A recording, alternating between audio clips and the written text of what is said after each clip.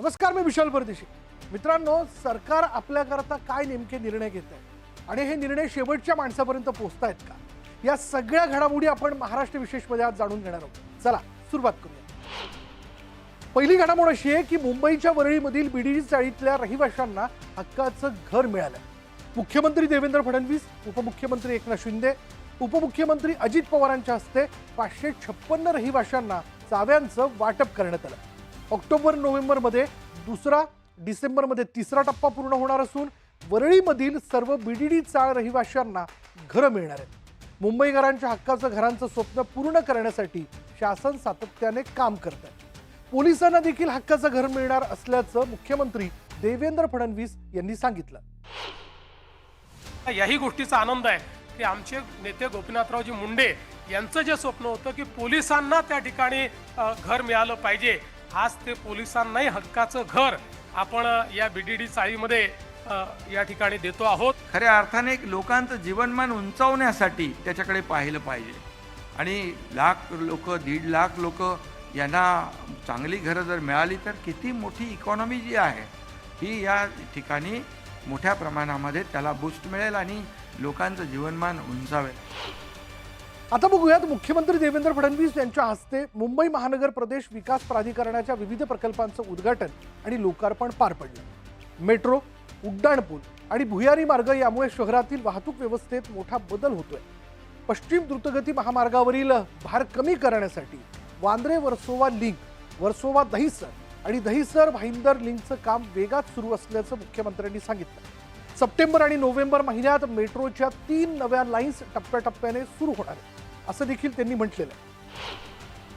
आता एक खास बातमी अशी आहे की राज्य सरकारने गणेश उत्सवास राज्य महोत्सवाचा दर्जा दिला असून यंदापासून तो राज्य महोत्सव म्हणून साजरा होणार आहे. दरम्यान मुख्यमंत्री देवेंद्र फडणवीस यांच्या हस्ते गणेश उत्सवाच्या बोधचिन्हाचं अनावरण करण्यात आलं.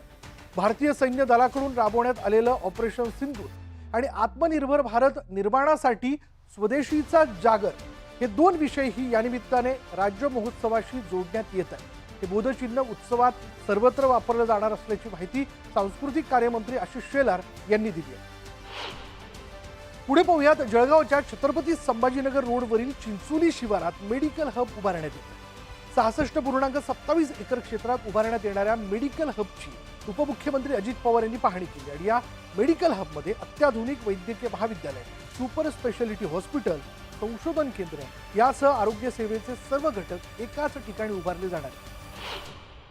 पुढली बातमी अशी आहे की रायगड जिल्ह्याच्या खालापूर तालुक्यातील तांबाटी इथं 100 खाटांचं रुग्णालय उभारण्यात येणार आहे.